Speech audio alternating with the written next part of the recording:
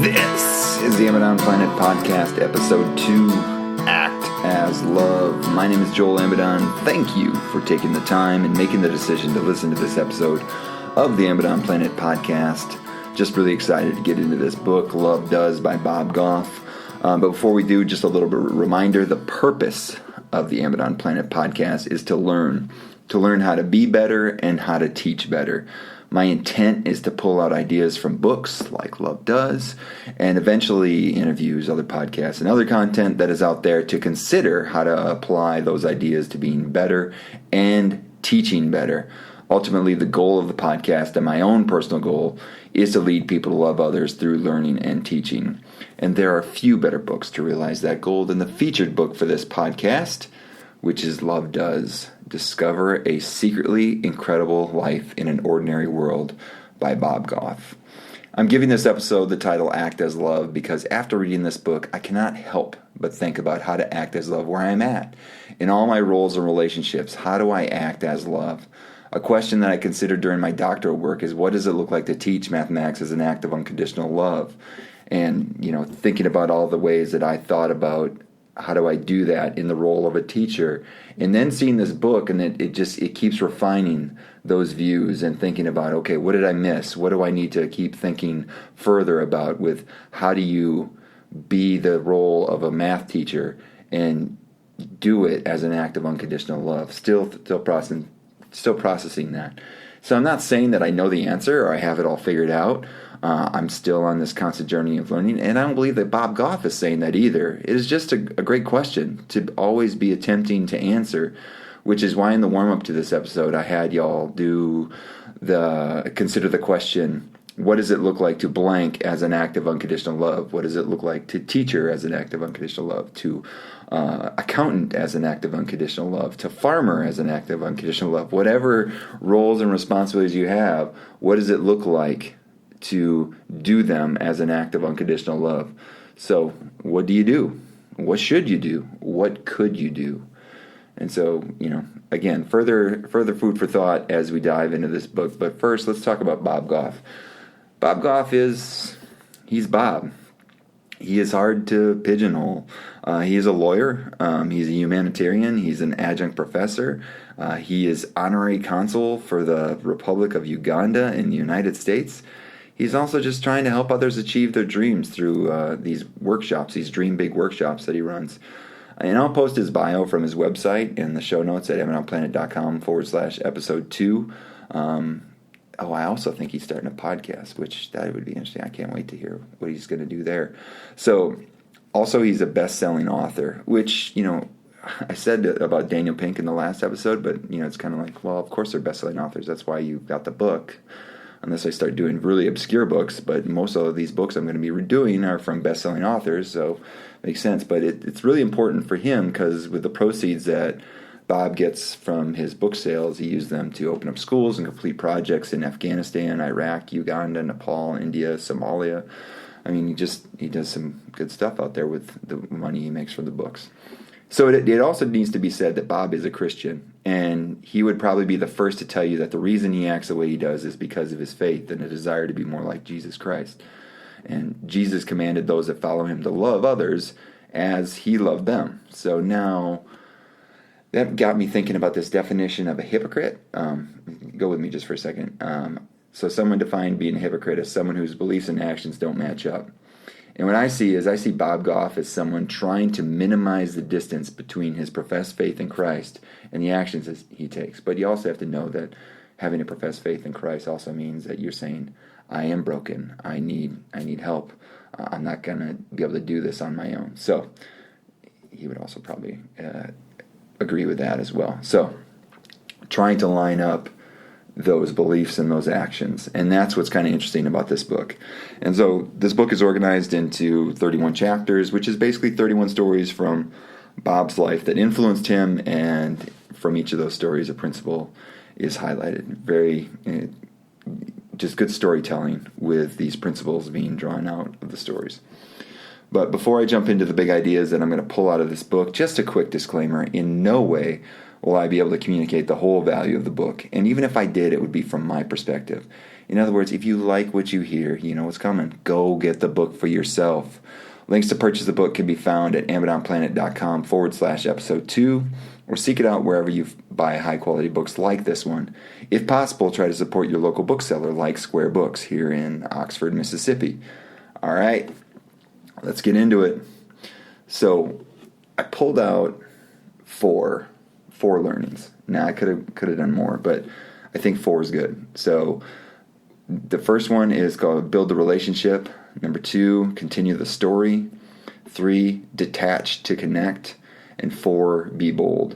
And again, it's hard to pull out only a few. It's kind of like a really good movie. You want to watch all the scenes, and I'm pulling out just a few scenes here and trying to see some patterns in the book. But there's obviously, again, a lot more that this book can offer. I'm just going to talk about these 4. So first one, build a relationship. And I really think this is kind of the overall theme of the book. Whenever Bob is interacting with someone, he's trying to build a relationship.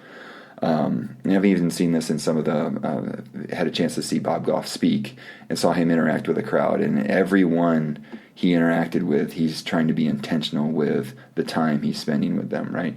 And so building a relationship. But from the book, you see a number of different stories where he's attempting to build a relationship, or you learn that there's a need to build a relationship.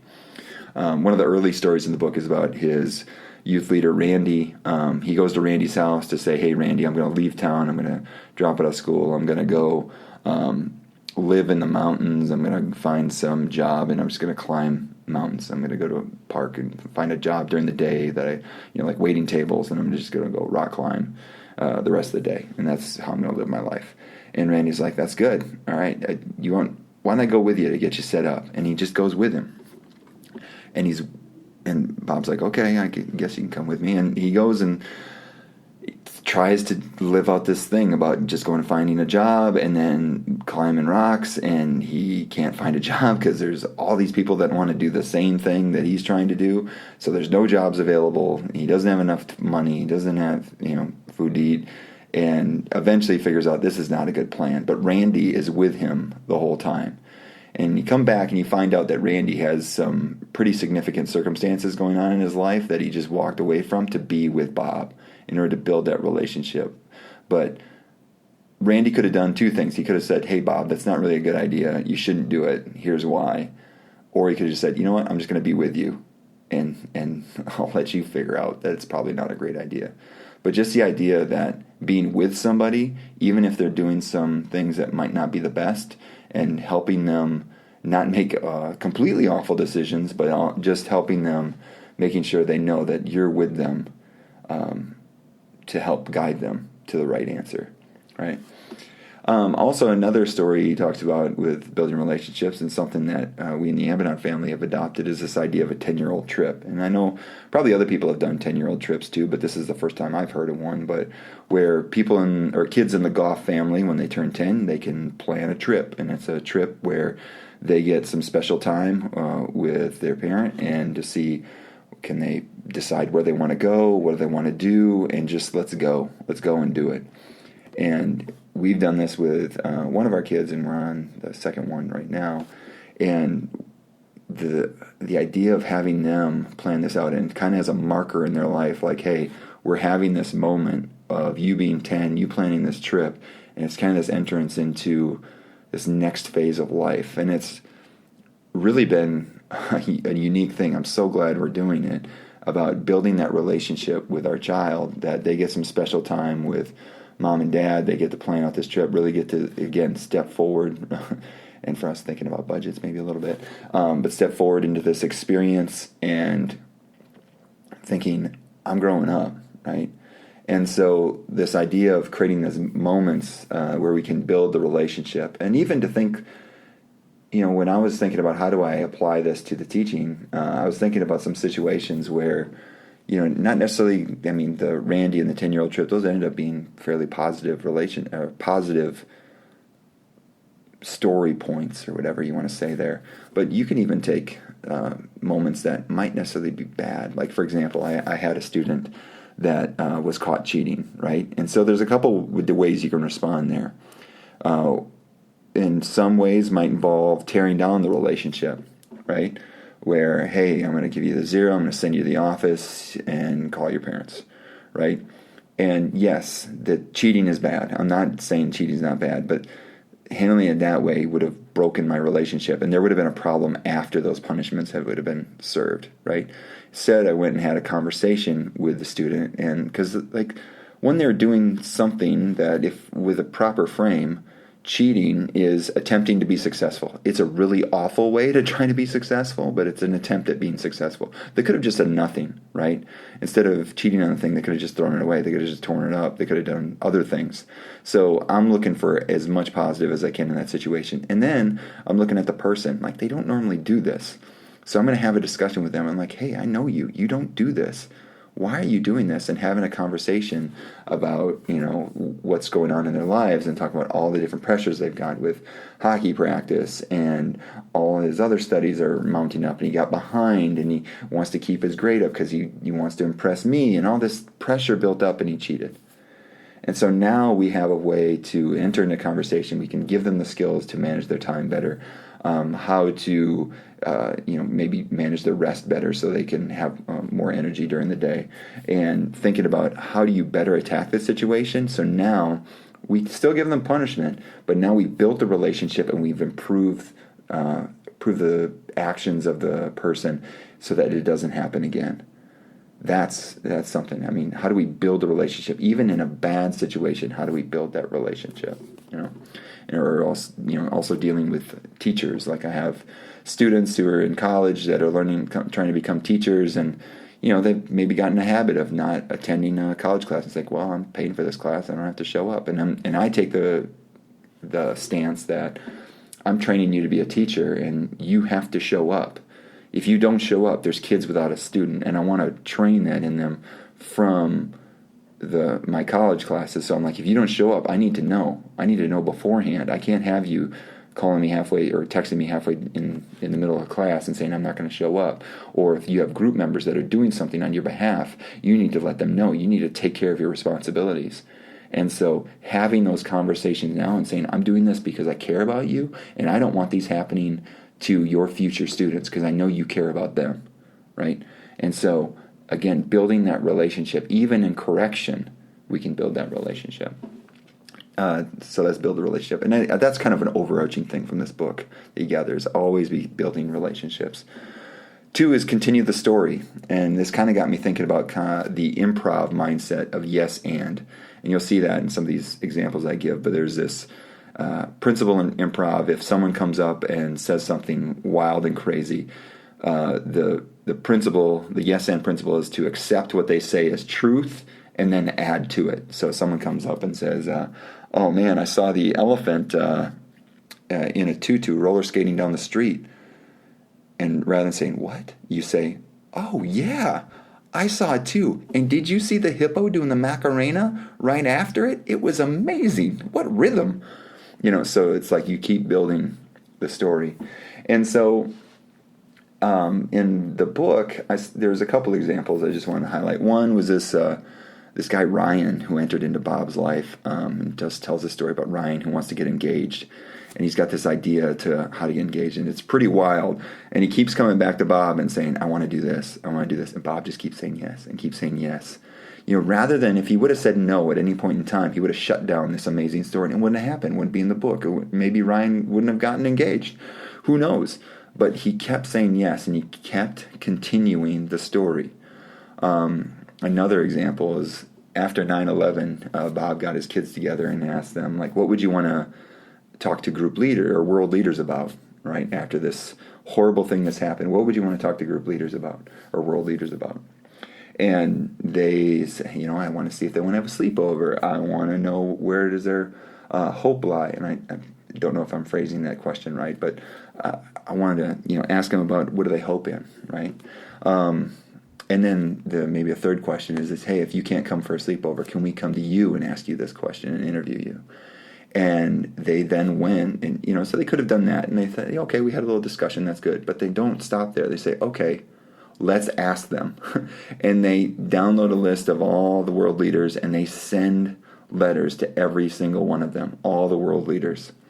And some they get back letters, and it says like, thanks for the question, and that's great to think about. And some of them just say, no, you can't come.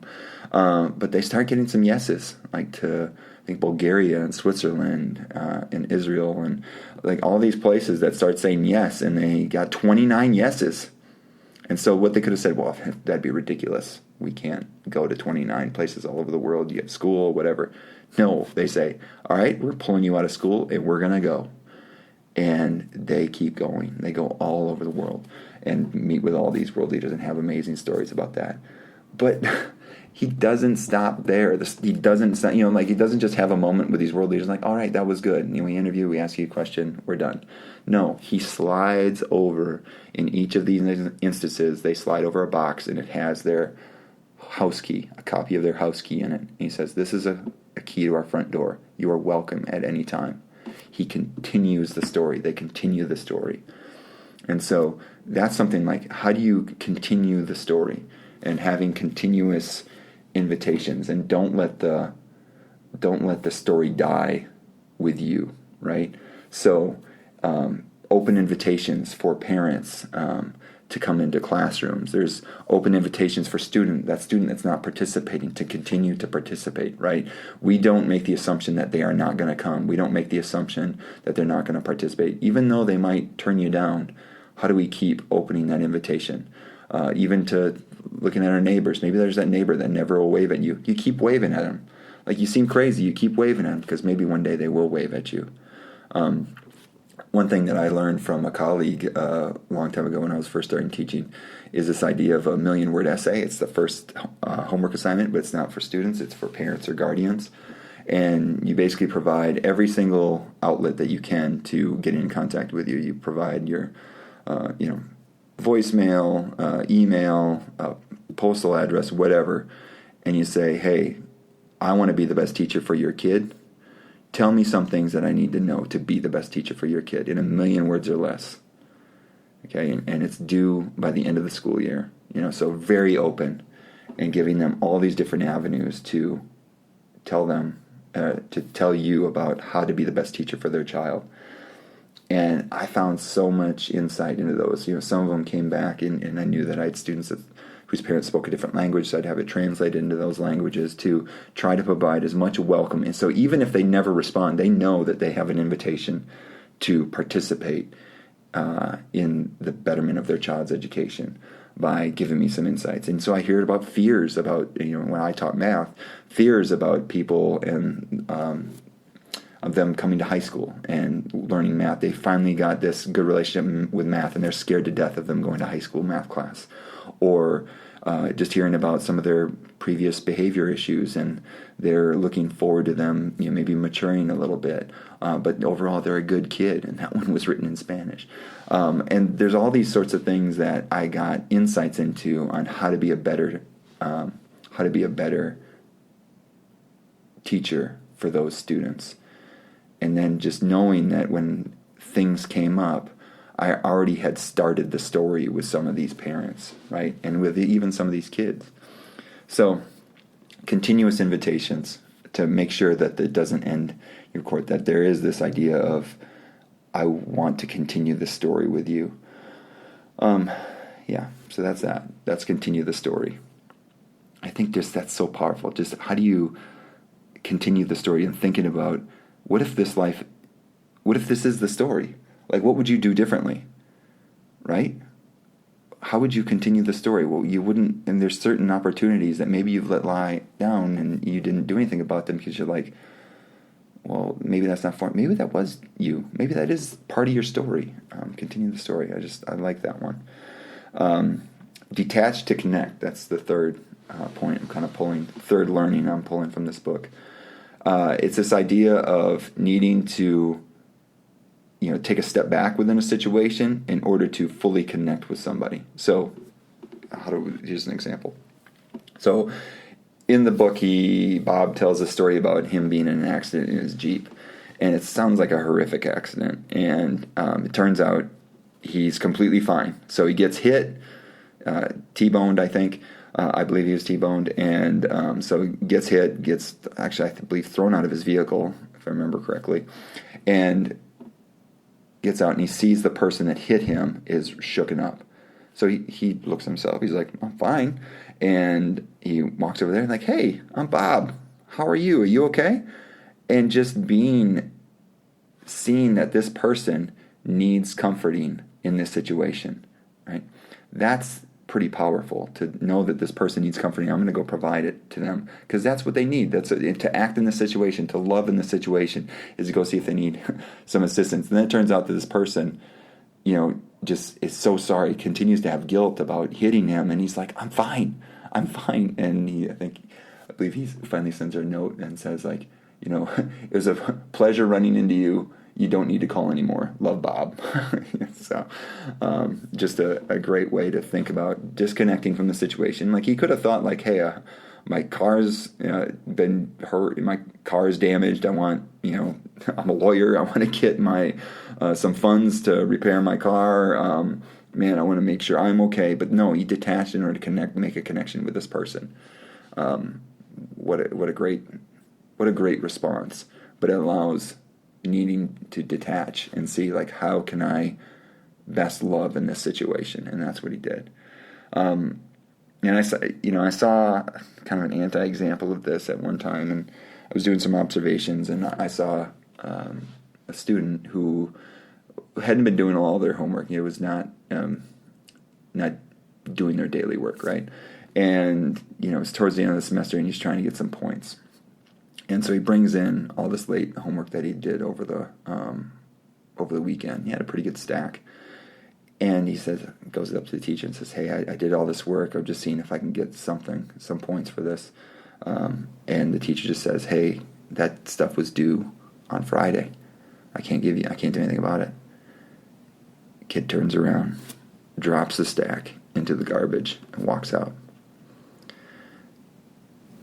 Going back to number one, that, how do we build relationships? One, that's not the way to build a relationship. How do we see, like in this situation, maybe those points don't mean anything. Maybe he's too far gone in the semester. So, and maybe, there's a feeling of hurt. Like, hey, this student ignored me through the whole semester when I remind him to do his work. And now he thinks he can come and do this and make up for it? No, he can't. And yeah, there is something to be learned. But how do we build a relationship in that moment? How do we detach and say, okay, I know this situation. They did something to contribute towards their education. They are late, but how can I work with them in order to keep this relationship with me going and to build a relationship with the content? You need to detach in order to connect with that student and build those relationships, not only with the student, but also with the situation. And man, there's so many ways like that too. And even thinking about, electronics and how do we handle, Apple new iOS has that weekly screen time, and it shames me to see all the screen time that I spend on my phone or my device, and thinking about, well, how can I detach from my devices in order to have meaningful connections with my kids or my students, or my wife, my friends, right? That ability to detach from situations and really think about, what am I getting out of this scrolling, this incessant scrolling that I'm doing on my phone? How do we detach to connect? So, final thing is be bold. Many stories of being bold. I think that's kind of Bob's thing, is being bold. He has a story about how he met his wife and how they got engaged, and even some things that they did in their own lives with some homes that they've built in order to bring people together. I mean, they've done some bold things. Bob even had a house in Washington, D.C. where he wanted people from both sides of the aisle, some Republicans and Democrats, they could live there for free if they would live there together, because he thought living there together would start building relationships. And he was just bold like that. That wasn't in the book. But anyway, how he got into law school. There's a story about him sitting outside the dean of the law school, outside of his office, and just waiting and saying like, hey, I want to get in. You can let me in. You've got the power. All you got to do is say is, go get your books. And he sits there for days and days and days, even in the semester, until finally he wore him down and the guy said, go get your books.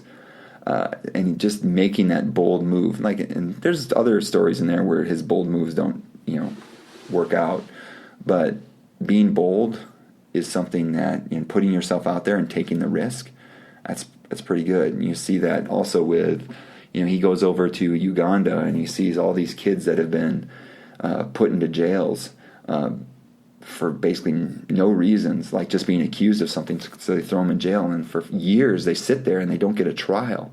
And he's like, hey, how about, he goes over there and say, hey, I'm a lawyer, how about we try some of these kids and see if we can get their charges cleared, like, because they're just sitting here.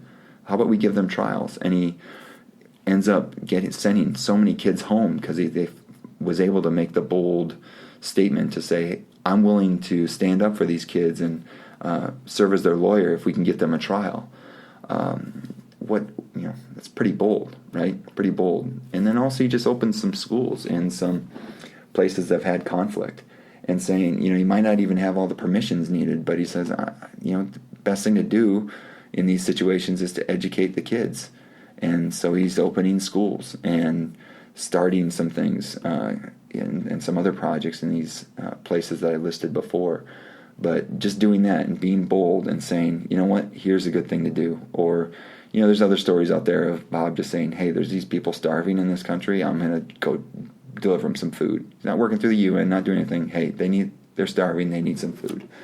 And again, just acting in a way that is bold, but lines up, that's trying to line up with what he's being called to do, and that's to love others.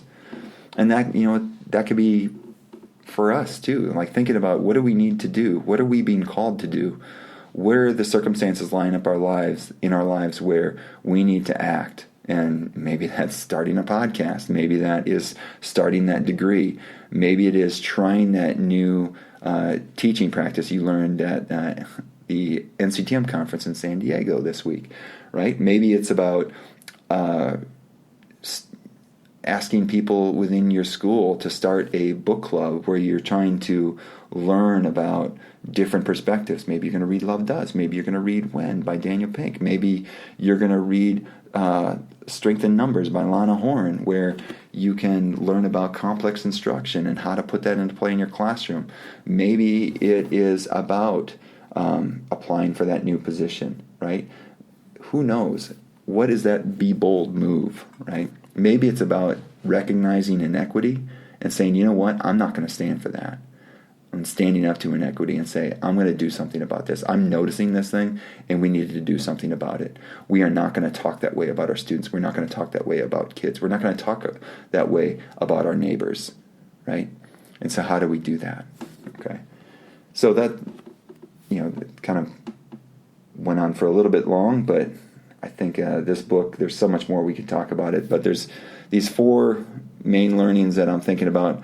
Building the relationship, again, that's kind of an overall learning for the whole book.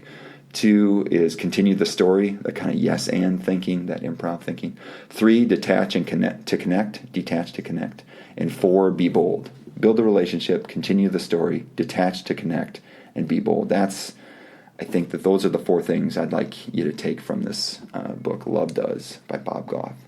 So that is about all I have for this episode of the Amidon Planet podcast. I can tell by the stats that people are downloading and listening to the podcast, which is amazing. I am so humbled by that. And I just want to invite you to take another step. So if you're listening, and take one more step. So here are a few ways I invite you to engage. 1 is subscribe to the podcast in iTunes, Overcast, Stitcher, or Google Play. You can also follow the podcast in Spotify. I really like Spotify for doing podcasts. 2 is share the podcast. Hit the little share button on your phone and send it to somebody. Maybe you heard something that someone else needs to hear. Maybe you want to read this book, Bob Goff, that Bob Goff wrote with somebody else. Share the podcast. Maybe that gets somebody else charged up, and you two can read it together. Review the podcast through your preferred podcast provider. That's another thing you can do. That will get this podcast noticed. If you're finding value, maybe somebody else will, and by reviewing, that'll provide some attention to it. And 4 is like the Amidon Planet podcast Facebook page. There you can comment on the podcast, ask questions, or bring up angles on the content that was not mentioned in the podcast. This is especially important given that next week we will have a bonus a follow-up to this episode where we briefly review what was covered in the episode, respond to questions and comments from social media and other avenues that I get comments from, and preview the next episode of the podcast. And just a reminder, full episodes of the Amidon Planet podcast are published on the first Thursday of the month, with the bonus episodes to follow on the second Thursday of the month. I also added in a warm-up episode, which drops 1 week in advance of the full episode, or the last Thursday of the month. Basically, you have a warm-up, a full episode, and a bonus for each month's featured content. So you can reach me in the social media stratosphere at the handle at Amidon Planet on Instagram, Twitter, and Facebook. And for those of you of the more professional sort, you can also find me on LinkedIn. I'll be looking for questions and comments related to the episode, but I will also be looking for general questions, suggestions for books to review, or other content to feature on the Amidon Planet podcast. And in conclusion, thank you for taking the time to listen to episode 2 of Act as Love of the Amidon Planet podcast. Special thanks to Alex Crosby for the music in this episode. Finally, thank you to all of you out there who are seeking to be better, teach better, and be the good in the world by investing in the lives of others. This world is a better place because you have decided to use the gifts you have been given to serve others. Thank you for all that you do. Peace.